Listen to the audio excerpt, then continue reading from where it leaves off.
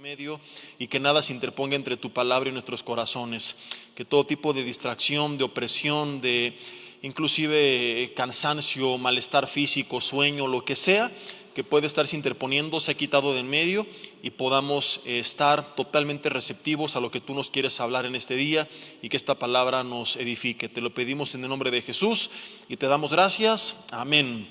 Vamos a Romanos capítulo 8.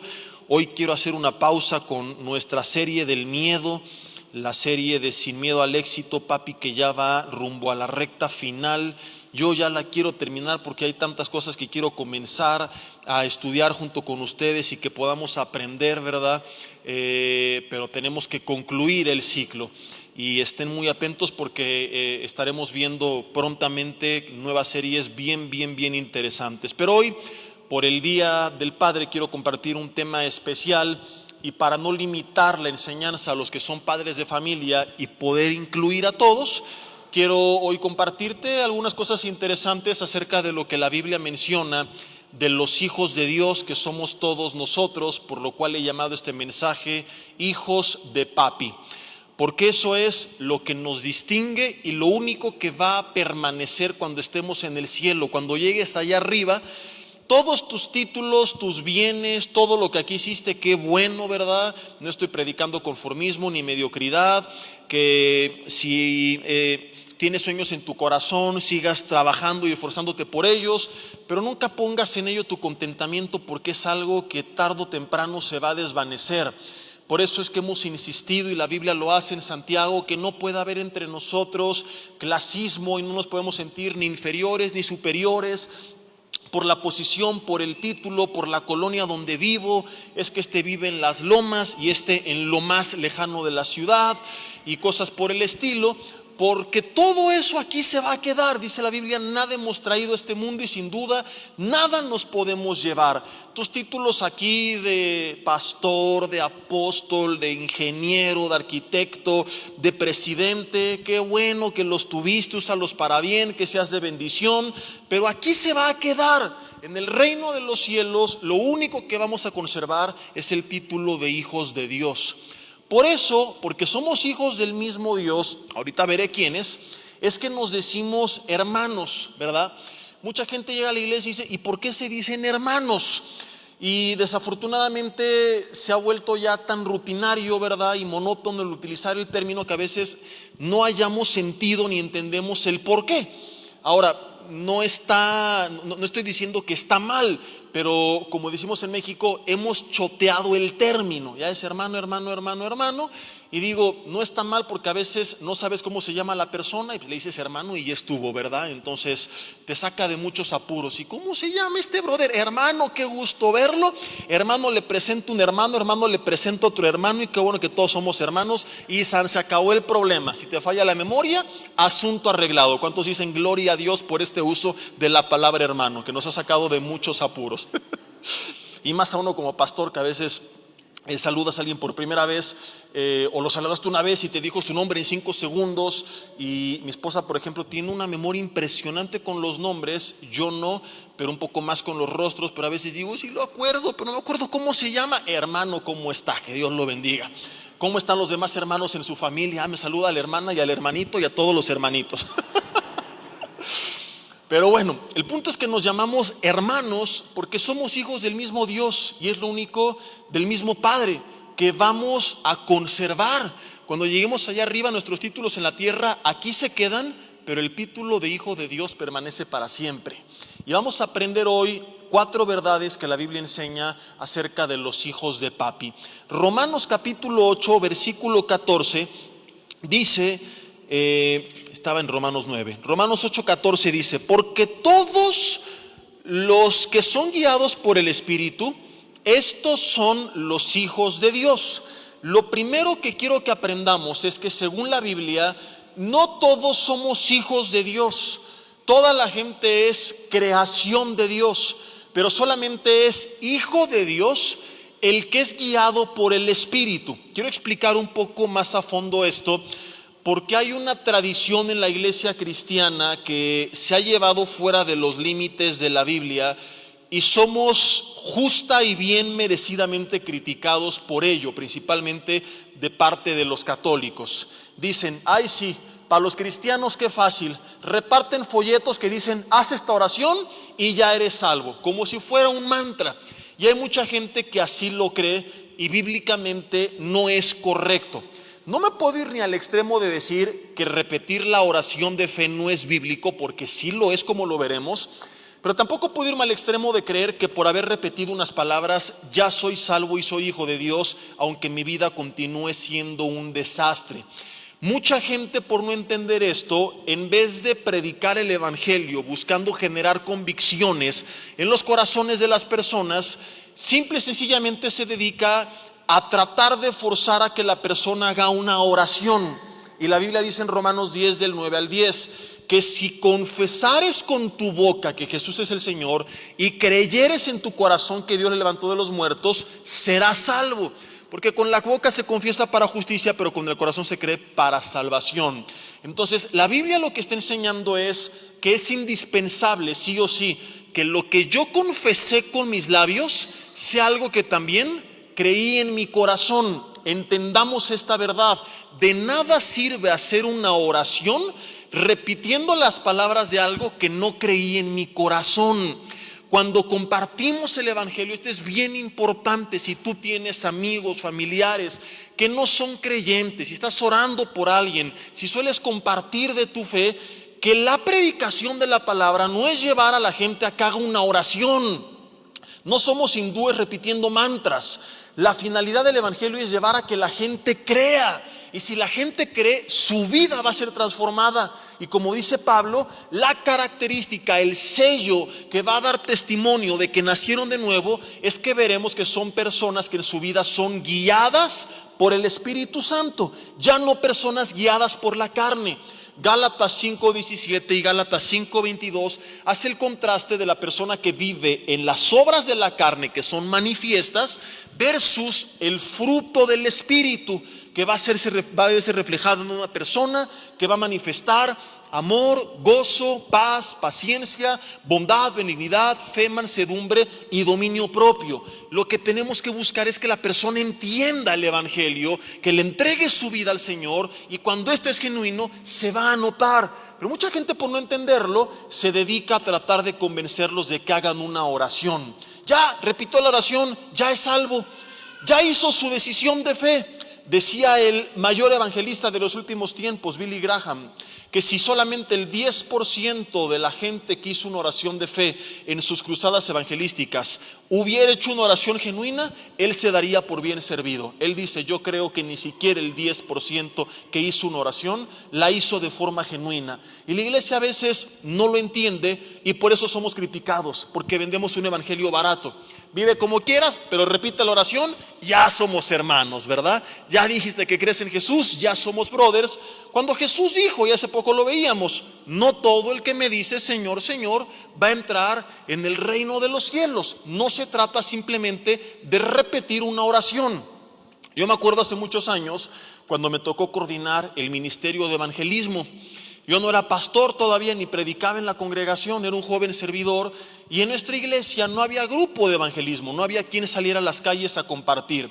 En vez de amargarme como suele hacer la gente y hablar mal de los pastores, y me voy a una iglesia que sí tenga el grupo, que es lo que está de moda, ¿verdad? Como aquí no me gusta, busco quien sí me sirve el buffet con lo que yo quiero, en vez de entender que mi realización no está en lo que me dan, sino en lo que doy. Porque no según yo, sino según Jesús, peleate con él, es más bienaventurado dar que recibir. Mientras tú sigas buscando un lugar donde reciba todo lo que necesito y no entiendas que se trata de dar todo lo que he recibido de parte de Dios, y para los malpensados, no estoy hablando de tu dinero, sino de ese llamado, dones, talentos que Dios te ha dado, y que seas de bendición dentro del cuerpo de Cristo, seguirás insatisfecho porque siempre encontrarás carencias. Yo entendí esto y comprendí que podía quejarme o podía hacer lo que no se estaba haciendo. Armé una propuesta, un plan de evangelismo, se lo presenté a los pastores, y por andar de bocón, tómala que me dejan a mí de coordinador. Dije, la idea era que alguien lo hiciera. No, pues tú nací en tu corazón, tú hazlo, ¿verdad?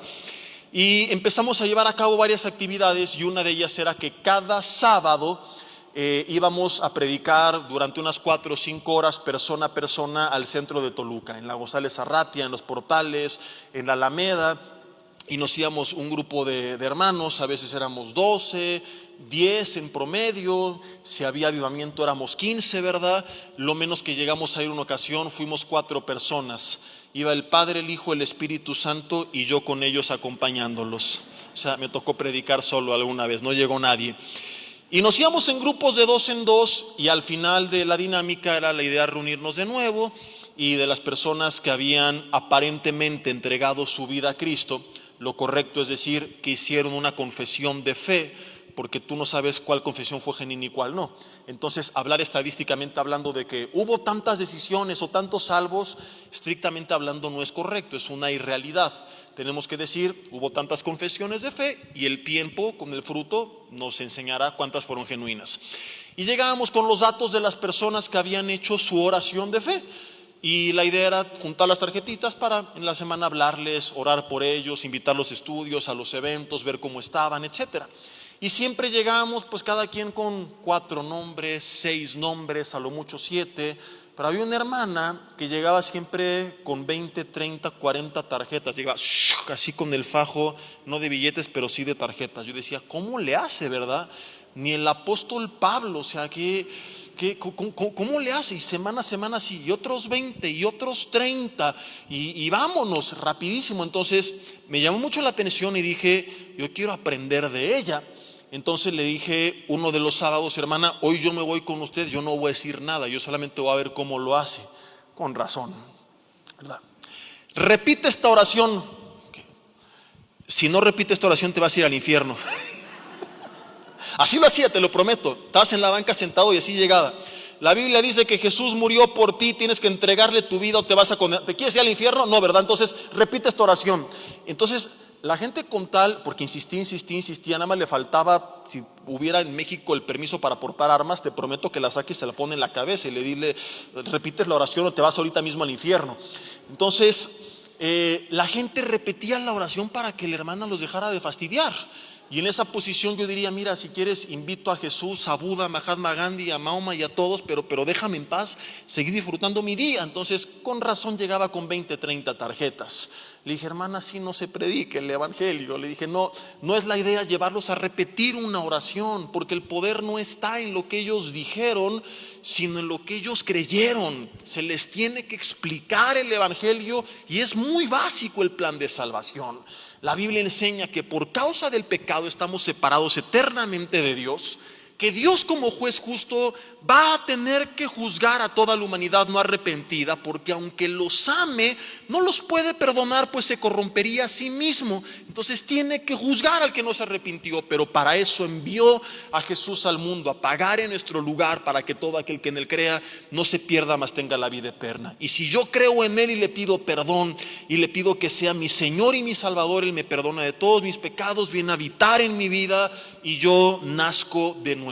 Básicamente esa es la esencia del evangelio y la gente lo tiene que entender. Cuando lo entiende, no solo va a ser una oración, sino va a comprender que la verdad es esta: yo no puedo seguir viviendo sin Dios. No se trata de cambiar de religión, se trata de iniciar una relación en la que yo entiendo que le necesito. Y cuando yo entiendo que le necesito, ¿qué comienzo a hacer? A buscarle, a depender de él. Y entonces, como la Biblia dice, comienzo a ser guiado por el Espíritu Santo, y esa es la evidencia de que soy hijo de papi. No que hice una oración, eso fue simplemente la confirmación pública de lo que creí en mi corazón. Pero si lo que creí es genuino, entonces se va a notar. Jesús dijo, no puede el buen árbol producir mal fruto, ni el mal árbol producir buen fruto. Por sus frutos, Mateo 7, los conoceréis. Si una persona después de 20 años dice, yo soy hijo de Dios porque repetí una oración, pero en la vida ha dependido de Dios, no ha buscado su dirección en oración, es guiado por su carne, por sus impulsos, no busca el consejo de Dios, bíblicamente esta persona no puede ser considerada como un hijo de Dios.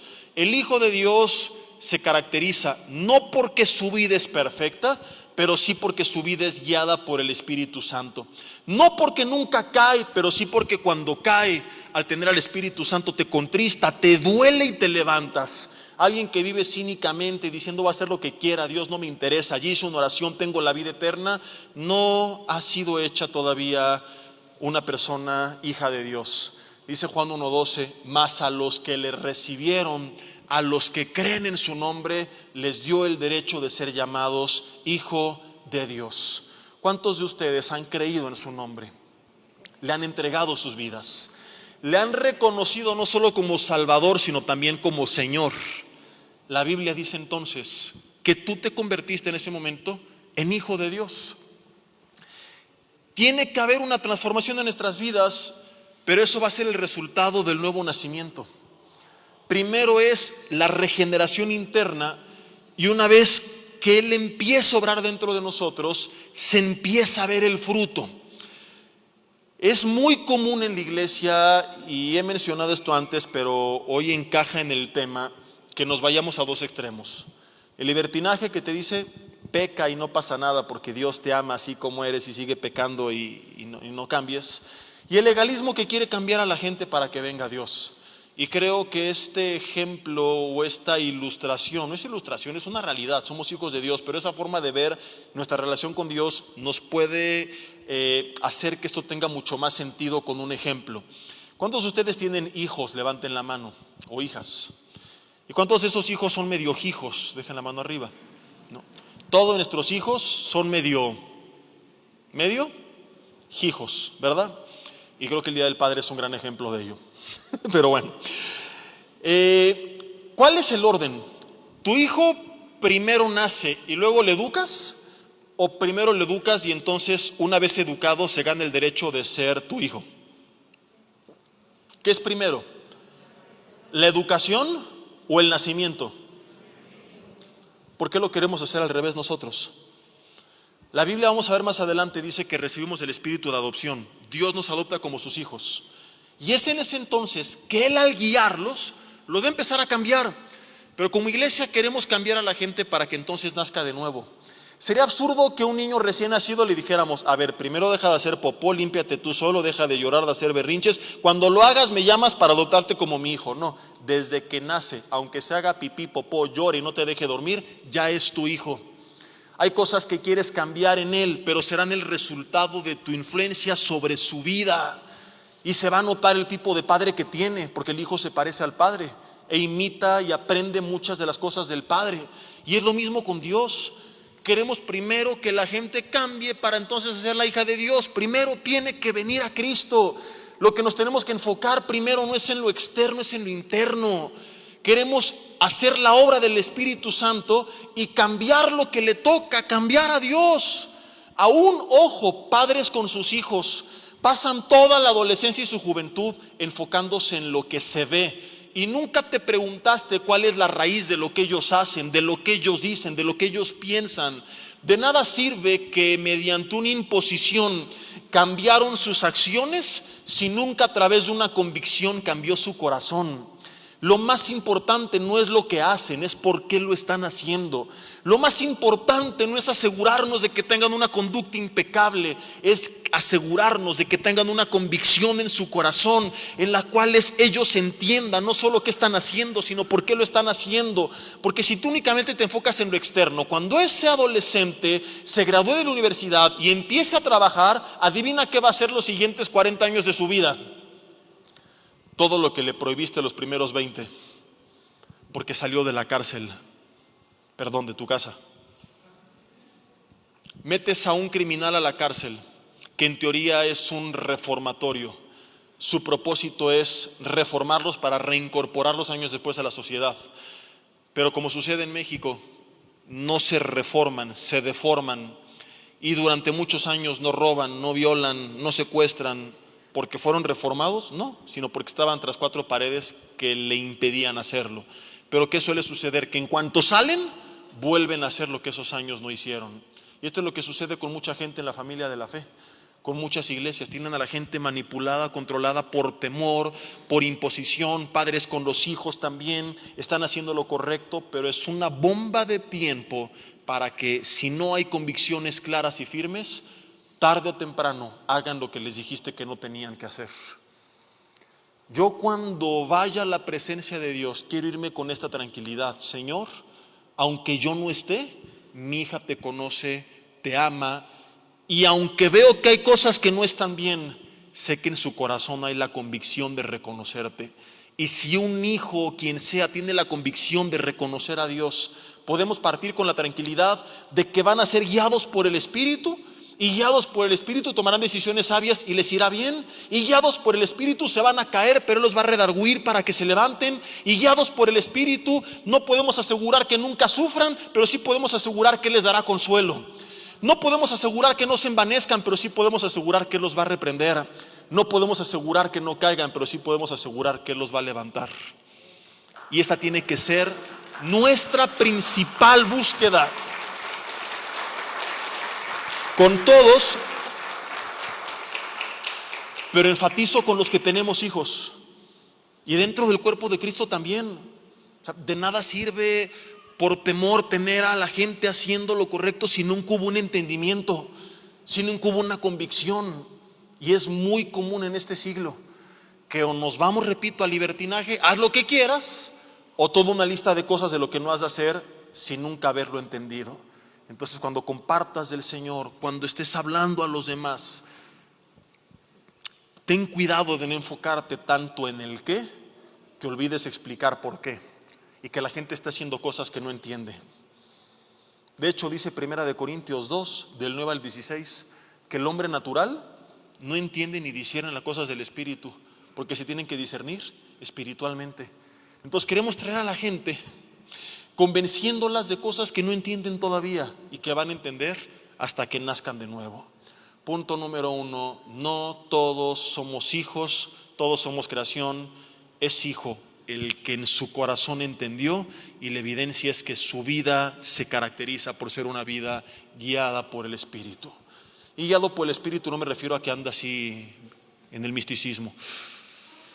El Espíritu, hay gente que se va a estos extremos, no. Es simple y sencillamente que es una persona que vive en comunión con Dios y que reconoce su necesidad y su dependencia de Dios. En segundo lugar, ¿cuál es el resultado de haber nacido de nuevo? Versículo 15 dice: pues no habéis recibido el espíritu de esclavitud para estar, dice la Biblia, otra vez en temor, sino que habéis recibido el espíritu de adopción, por el cual clamamos: Abba, Padre. ¿Qué significa que recibimos el espíritu de adopción? Que Dios nos adoptó como sus hijos. Ahora, si un padre de familia tiene a un hijo natural y a un hijo adoptado, ante la ley los dos tienen los mismos derechos y obligaciones.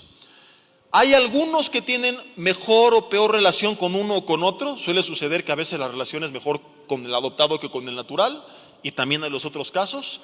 Pero legalmente los dos tienen los mismos derechos, porque ante la ley los dos figuran como sus hijos. Este es el significado del término adopción en la Biblia. Y esto es increíble porque Dios pudo haber aplicado todas las verdades doctrinales de salvación sobre nosotros sin necesidad de adoptarnos como sus hijos.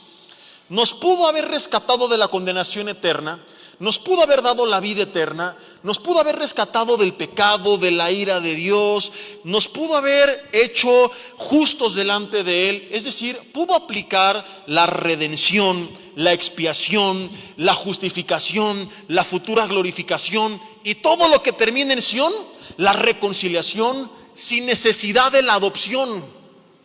Yo puedo invitar a un niño de la calle y decirle: te sientas a mi mesa y comes y vienes aquí, sin necesidad de adoptarlo como mi hijo. Dios no estaba obligado.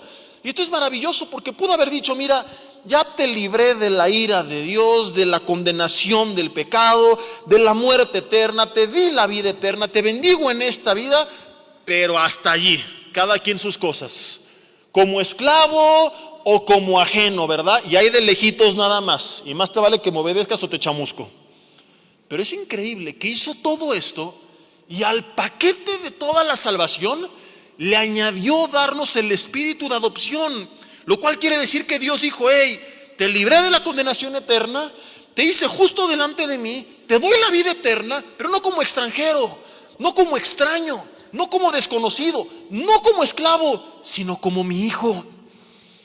Ven y siéntate a la mesa, no con desconfianza, sino con confianza, porque no estás sentado en la mesa de un extraño que te invitó a comer, estás sentado en la mesa de tu Padre. Nos dio el espíritu de adopción. Esto es lo que significa. Y luego dice Pablo: por lo cual clamamos, Abba, Padre. Hay dos posibles significados. Muchos años yo entendí que significaba Abba, papito, pero recientemente me encuentro con que hay teólogos que no están de acuerdo, que más bien lo que concluyen es que Abba, Padre es Padre, Padre, simplemente en dos idiomas distintos. Y es una forma de enfatizar. En la escritura, en la gramática antigua, en el griego, en el hebreo, no había signos de exclamación, no había puntuación, no había negrillas, no había mayúsculas. Cuando alguien quería resaltar algo, lo repetía dos veces. De ahí el de cierto os digo, es pon atención, esto que te voy a decir es importante. O el de cierto os digo, este es sumamente importante. Se resaltaba a través de estas formas. Entonces algunos creen que cuando Pablo dice Abba, Padre, es una forma de recalcar: hey, eres su hijo, eres su hijo, eres su hijo. Hey, ¿por qué tienes miedo? Es tu Padre. No tengas miedo, es tu Padre. Porque ese temor es tu Padre. Es Dios diciendo una y otra vez, porque ve el contexto. No has recibido el espíritu porque no estás otra vez en esclavitud para tener temor. ¿De qué temor está hablando? El temor que mucha gente tenía al violar la ley de recibir el castigo de Dios. Y así venimos a Cristo muchas veces, por la forma en la que llegamos a presentar mal el evangelio, por el concepto que teníamos en la religión popular de Dios, de un Dios lejano, enojón, que estaba esperando en qué momento me portaba mal para chamuscarme. Al venir a Cristo, entendamos esto: Dios al hijo que ama lo disciplina, pero cuando tú estudias la palabra disciplina en el original, entiendes que es un proceso de 3 etapas. Cuando tú te metes a estudiar todo esto, te das cuenta que Dios lo que hace es instruirnos. Cuando no obedecemos, amonestarnos, y cuando no obedecemos hay una restricción de su bendición, no para destrucción, sino para restauración. La destrucción es para el que no es su hijo en la eternidad, y no como un castigo en el sentido de ahí va mi venganza, sino en el sentido de el juicio justo de Dios, del cual habla Romanos capítulos atrás. Entonces, al no arrepentido, sí Dios lo va a juzgar y va a haber una destrucción. Pero al hijo de Dios, Dios cuando lo disciplina, no es para destruirlo ni por venganza, sino para corregir su camino. Por eso la Biblia dice que ninguna disciplina al presente parece ser causa de gozo, pero después sí, cuando da fruto apacible a los que en ella han sido ejercitados. ¿Qué quiere decir esto en conclusión? Que no podemos venir a Cristo como hijos con miedo de que, es que hoy no voy a la iglesia porque ayer me porté mal y qué tal que Dios me chamusca. Y híjole, es que por lo que hice ayer, qué tal que se me cae el candelabro, es lo que me merezco, ¿verdad? Y hay gente que piensa que está pagando por lo que hizo, en vez de decir: Dios, gracias, porque a lo mejor sí me fui por las tortas, me desvié, pero esto que estás haciendo no es para destruirme, es para corregirme. Y cuando entiendo que es para corregirme, vengo a Dios con alegría y vengo a Dios con paz. Y no podemos más venir a Dios con temor, sino con confianza y la convicción de que no es un Dios lejano esperando a ver a qué hora nos manda el rayo del cielo, sino que es nuestro Padre que nos ama y que a lo mejor nos tiene que disciplinar, pero esa disciplina es por nuestro bien. Esa disciplina es para ponernos en el camino correcto. Por eso dice el Salmo 32: te haré entender el camino sobre el cual debes andar, sobre ti fijaré mis ojos. Y luego sí advierte, porque no lo podemos negar y predicar un evangelio barato: no seas como el caballo, como el mulo, sin entendimiento, que tienen que ser sujetados con cabestro y con freno, porque si no, no se acercan a ti.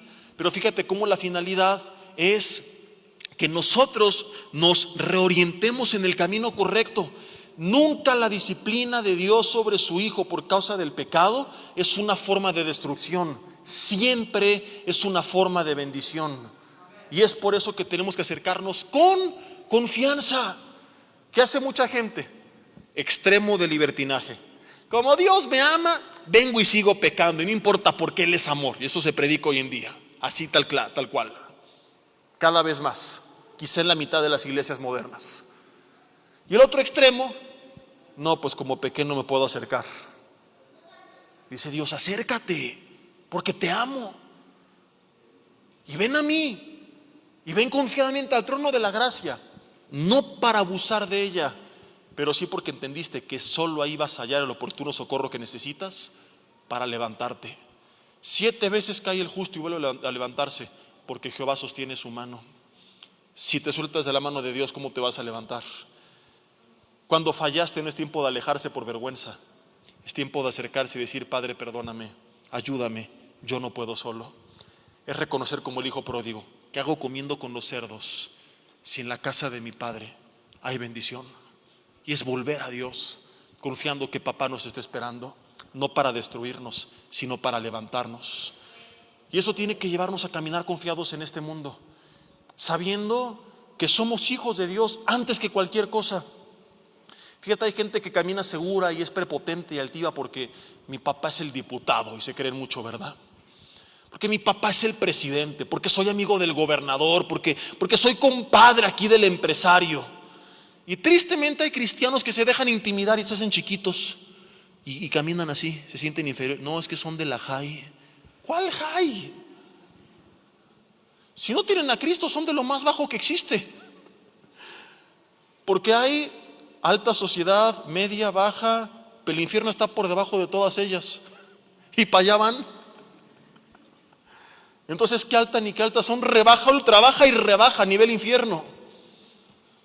Y si ellos se creen por una relación que tienen con alguien que tiene un poder temporal, pregunto, ¿por qué nosotros caminamos inseguros y nos sentimos inferiores si la Biblia dice que somos hijos no del diputado, del gobernador, del presidente, del empresario, sino del rey? Y no del rey de España, del rey de reyes y señor de señores. ¿No debería ser motivo suficiente para caminar seguros? Y decir que me voy a intimidar con este, ¿qué me va a presumir aquel? ¿Qué me pueden presumir que no tengamos nosotros? Pastores, que el coche que tiene. Tú vas a tener tu caballo volador, su casa. Mira, insisto, no predico conformismo. Si la tienes, gloria a Dios. Si la quieres tener, esfuérzate, y si Dios te bendice, qué bueno, pero no pongas tu contentamiento en ello. No te sientas ni más porque lo tienes, ni menos porque no lo tienes. Porque esa casa que tienes, supón que tú no la tienes y él sí, ¿cuánto le va a durar? Tarde o temprano se va y su casa aquí se queda. Nada hemos traído y nada podemos llevar. En un mundo que cada vez se devalúa más, Jesús dijo, voy a prepararles en Tulum, en Hawái. Mira, mi amigo diputado, compadre empresario, felices por tu casa, está bien bonita, gloria a Dios, amén, aleluya, celebramos el Día del Padre, pero no te tengo envidia, ni nada de esto, ni me quite el contentamiento, porque a mí me está esperando una mansión en el reino de los cielos. Entonces sigue disfrutando tu casa. Ojalá que te arrepientas para que en el cielo te invite yo a la mía. Pero no hemos visto las cosas como son. Y por tener los ojos tan puestos en la tierra, no vemos lo que Dios nos ha preparado en el cielo. Es que, y el gobernante injusto, la Biblia dice, los justos heredarán la tierra, pero no está contaminada, sino la que Dios va a restaurar. Y no por un sexenio, sino por los siglos de los siglos. Gobernaremos juntamente con Cristo, porque somos herederos y coherederos juntamente con Él. ¿Entiendes la magnitud de esto? Entonces, es natural, humanamente hablando. A veces yo voy en la calle y volteo a ver un coche, me gustan mucho, y digo, Señor, cuando Pablo habló de contentamiento, había puro caballo y camello. A ver, que hubiera visto este coche, a ver si tanto, ¿verdad? Pero entonces, bueno, acto seguido lo piso, porque todo lo que pisa la planta de tu pie será tu territorio. Y cuando no se cumple, digo, bueno, Señor, tendré mi caballo volador en el cielo, y Él no. Tenemos que poner los ojos más allá de lo que vemos. Y es cuando se acaba la envidia y la frustración, y podemos disfrutar de lo que Dios nos ha dado y sentirnos en el lugar en el que estamos. No se trata de ser tampoco nosotros altivos y prepotentes ni nada, pero saber quiénes somos y que lo que nos distingue antes que cualquier cosa es un título que nadie con todo el dinero del mundo puede obtener, que ninguna universidad te lo puede obsequiar, que Cristo pagó con su sangre, el título de hijos del Dios Altísimo. Lo tenemos nosotros, porque papá nos los dio. Dijo, papá firmó con su sangre, consumado es, nos adoptó como sus hijos. Somos multimillonarios y no lo sabemos. Y no lo digo en sentido figurado, no es como el pretexto del ardido de que no, pues, a veces es como el argumento para no sentirnos tan mal. Lo digo en sentido literal. Somos multimillonarios, solamente que no hemos evaluado lo que tenemos con el tipo de cambio correcto. Y yo utilizo un ejemplo para explicar esto que me gusta mucho. Si yo traigo un niño y le enseño un billete de $100 y un billete de 200 pesos, y él no tiene idea de lo que es el tipo de cambio, y en la escuela le enseñaron que el número de 200 es mayor al de 100, ¿cuál billete va a querer el niño que le alcanza para más? Porque su lógica es 200 es más que 100. Pero cuando se trata de medir riquezas, tú y yo entendemos que no solamente importa la cantidad o la cifra, sino que es importante el tipo de cambio. Porque cuando hacemos la conversión, esos $100 equivalen a 2,000 pesos, que es 10 veces más que 200 pesos. Nuestro problema es que hemos evaluado nuestra vida con el tipo de cambio equivocado. Vivimos comparándonos con los pesos que tiene el mundo, con los pesos de él, de aquel, del otro, y así tiene más pesos que nosotros. Pero ¿quién dijo que tu vida se mide de acuerdo a los pesos que tienes? El tipo de cambio de los hijos de Dios no es el peso, no es el dólar, no es el euro. Nosotros no fuimos comprados por $1 millón, fuimos comprados a precio de sangre. Nuestro tipo de cambio es la sangre de Cristo. Y aguántame tantito, la sangre de Cristo no alcanza para una casa, para un coche, para un viaje, alcanza para vida eterna, alcanza para salvación eterna. No en Tulum o en Cancún, sino en el paraíso, en el reino de los cielos. No por un verano, sino por los siglos de los siglos de los siglos. Ese es nuestro precio, ese es nuestro valor. A ese es el precio al que fuimos comprados. Y por eso digo que en sentido literal somos multimillonarios. Lo que daría un rico en la cama de un hospital en terapia intensiva por sanar de cáncer y vivir 2 años más. Toda su fortuna no salvó a muchos millonarios. Y por la obra de Cristo Jesús en la cruz del Calvario, no tenemos 2 años más de vida, tenemos vida eterna. Es impresionante esto. Somos hijos de Dios. ¿Por qué caminar así? No, pues soy el hermanito y la jai. ¿Qué jai ni qué jai? Camina confiadamente, mi hermano. Respeta a los demás. No hablo de que seas prepotente y soberbio. Hónralos. Respeta la autoridad. Ora por la autoridad. Pero no seas lamebotas de nadie. No te corrompas por nadie. No estés buscando desesperadamente el favor de alguien. Me acuerdo hace mucho tiempo que nos invitaron a un desayuno de pastores con un candidato a presidente municipal. Y fuimos, porque hay que orar por el gobierno, ¿verdad? Dije, está bien. Cuando me doy cuenta que el desayuno era puro proselitismo, yo salí muy molesto. Desafortunadamente no con todos fue así, algunos salieron maravillados, aplaudiendo y le echaron porras. Se los echó en la bolsa así. Cero discernimiento, tristemente, en el cuerpo de Cristo. Me preguntaron cómo lo viste. Digo, si fuera una prédica en un congreso de un pastor diría que bien, porque usó la Biblia y predicó y todo. Pero vengo a escuchar a un candidato a presidente municipal y quiero saber qué va a hacer con mi ciudad. Ganó y efectivamente no hizo nada. De hecho robó mucho dinero y quizá ya saben de quién estoy hablando. A mí no me chamaquean porque yo conozco a los políticos y ellos pueden ser cristianos, hindúes, musulmanes, católicos y ateos el mismo día, según con qué público estén reunidos. Y predicarle, como dice el dicho, según el sapo la pedrada, a todos, para quedar bien con todos. Me invitaron a una segunda reunión, gente que estaba muy cercana, y me dijeron, trae a las familias de tu congregación, a tus líderes. Le dije, discúlpame, no voy a llevar a nadie. Ustedes nunca lo supieron, pero busqué guardarlos también en su momento. ¿Por qué no? Le dije, porque es puro proselitismo para algo que no está haciendo y yo no comparto esto. Si Dios lo pone en el gobierno, ¿verdad? Dígale que cuenta con nosotros incondicionalmente, sea del PRI, del PAN, del PRD, de Morena. Vamos a orar por él, como iglesia le vamos a apoyar, pero no tenemos que andarle haciendo campaña para quedar bien con él, porque no necesitamos nada de ellos. Porque de ellos necesitamos que nos dejen trabajar y punto, no mendigar, que nos regalen que una despensa, que unas sillas para la iglesia, que una carpa, que no sé qué, que no sé cuánto. ¿Por qué andar mendigando con un político que tiene un título que le va a durar 2, 3, 4, 5, 6 años y tenemos el favor del creador del universo? Yo le dije, no voy a ir, y no fuimos a ese desayuno. Y tristemente muchos, ahí van y se venden con el jefe y con el vecino y con el hermano, por el poder que tiene, por la posición que tiene.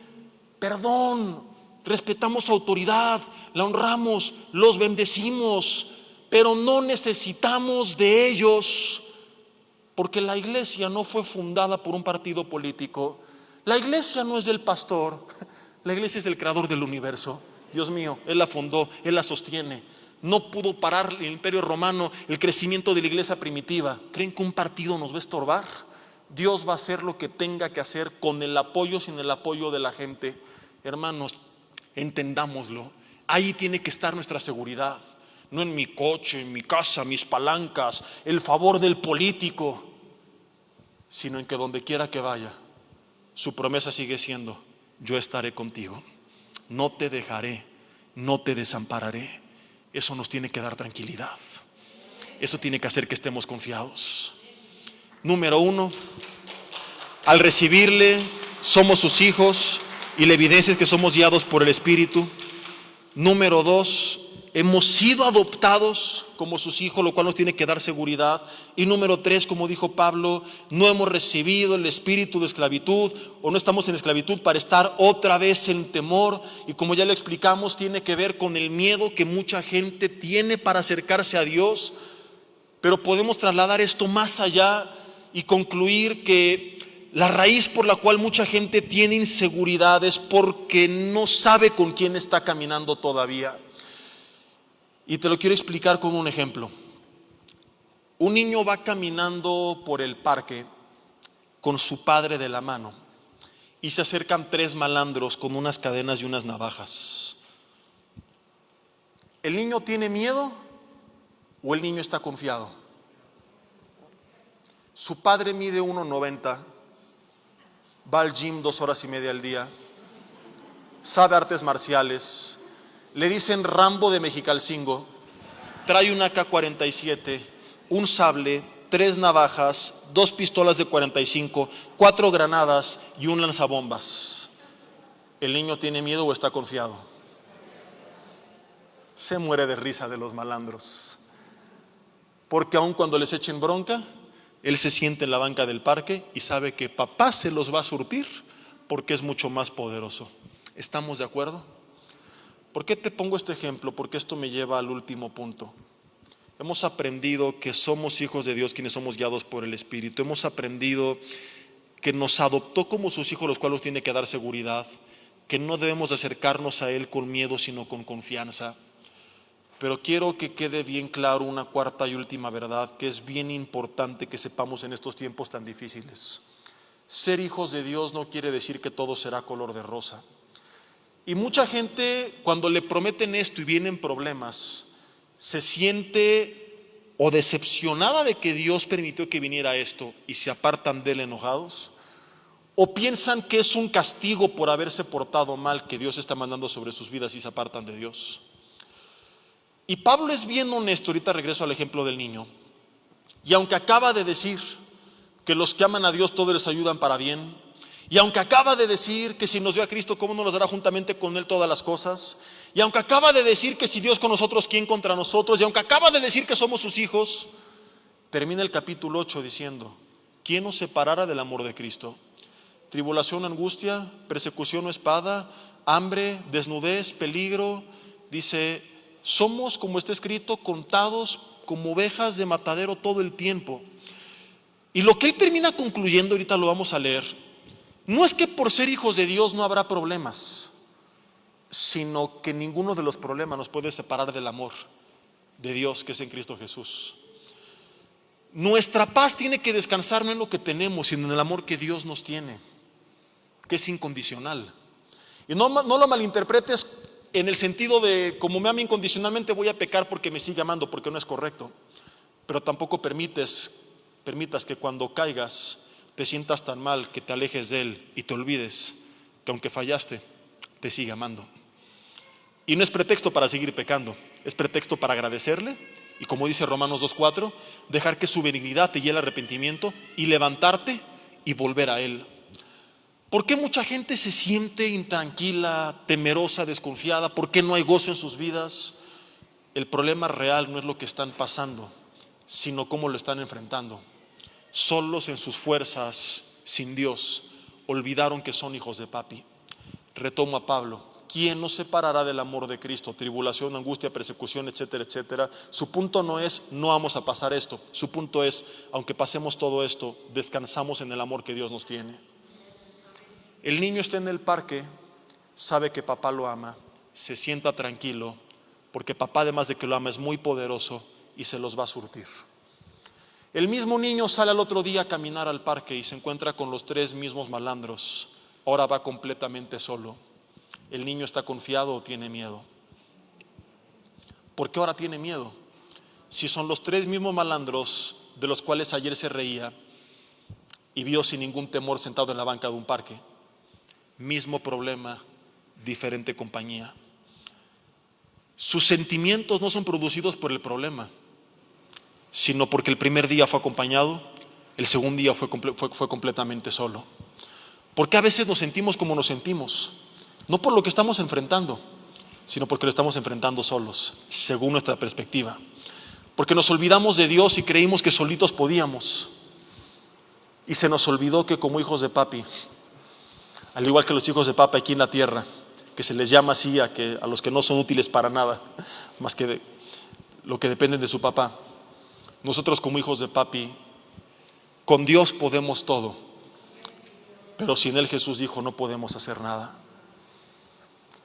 ¿Qué es lo que tenemos que hacer? Concluyo con esto, si me apoyan con el teclado, por favor. Aprender a descansar en Él, a entender que va a haber dificultades que nos van a superar muchas veces, que nuestras fuerzas no podemos vencer, pero que en Dios todo cambia. Dice Isaías 54, que vendrá el enemigo como río, pero el Espíritu de Dios levantará bandera contra él. La bandera significa la señal de una posesión que ha sido adquirida, que ha sido conquistada. Un ejército invasor toma otra ciudad, pone su bandera. Un alpinista escala la montaña, pone su bandera. Lo que la Biblia está diciendo es que el enemigo va a venir, pero que tenemos que descansar en que la bandera ya fue puesta sobre nosotros. En que el Espíritu le dice al enemigo, hey, te estás metiendo con un hijo de Dios. Y una de dos: o Dios no le permite que nos toque, porque no puede hacer nada que Dios no le autorice, o si le autoriza va a ser porque a través de eso, como lo hizo como Job, va a obrar para bien. Pase lo que pase, tenemos que descansar en que la bandera ya está puesta, en que ya fui adoptado, en que soy su hijo y no estoy solo en este parque. Me acompaña papá, y no Rambo precisamente, sino el creador de Rambo. Y es ahí que Pablo dice, y regreso a Romanos 8, al final de toda esta porción, en el versículo 35, ¿quién nos separará del amor de Cristo? Y te pregunto, ¿tribulación o angustia o persecución o hambre o desnudez o peligro o espada? ¿Cuál de estas estás pasando? Como está escrito, por causa de ti somos muertos todo el tiempo, somos contados como ovejas de matadero. Pero concluye él, antes, en todas estas cosas, somos más que vencedores por medio de aquel que nos amó. Y concluye, por lo cual estoy seguro que ni la muerte, ni la vida, ni ángeles, ni principados, ni potestades, ni lo presente, ni lo porvenir, ni lo alto, ni lo profundo, ni ninguna otra cosa creada nos podrá separar del amor de Dios que es en Cristo Jesús, Señor nuestro. Esta es la conclusión de esta porción de Pablo antes de entrar a abordar otro tema. Y su punto es, hey, como somos hijos de Dios, ¿no nos va a pasar nada malo? No, ese no es su punto. Su punto es, nada de lo que nos pase nos separa del amor de Dios.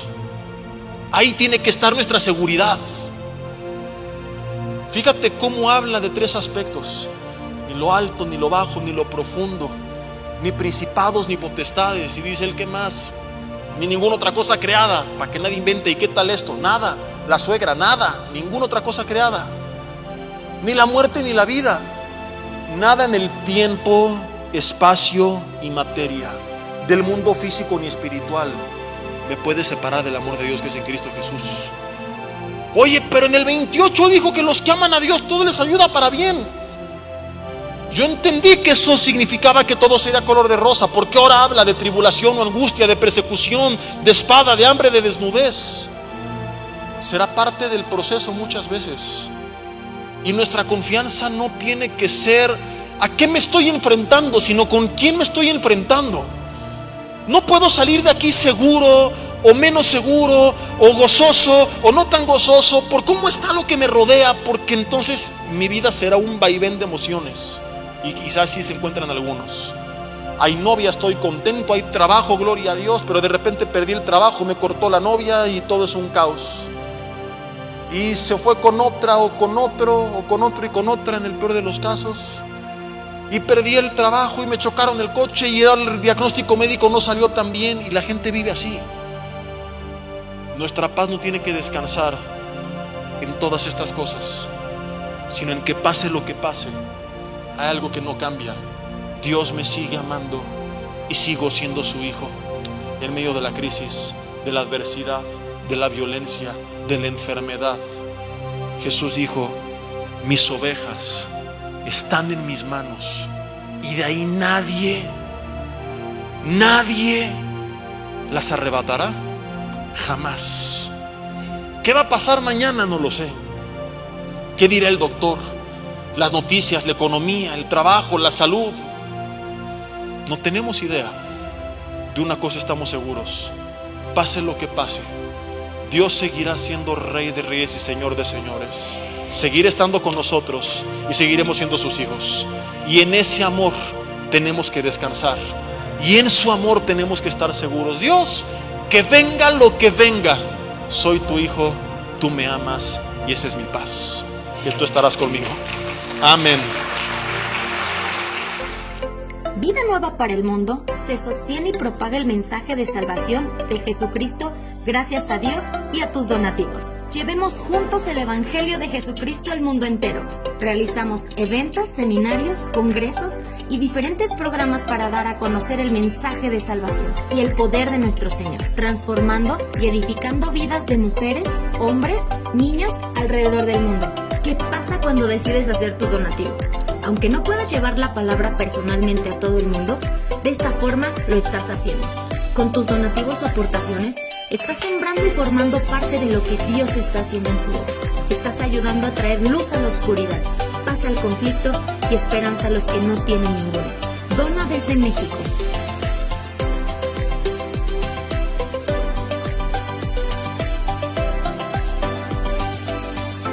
Dona desde Estados Unidos.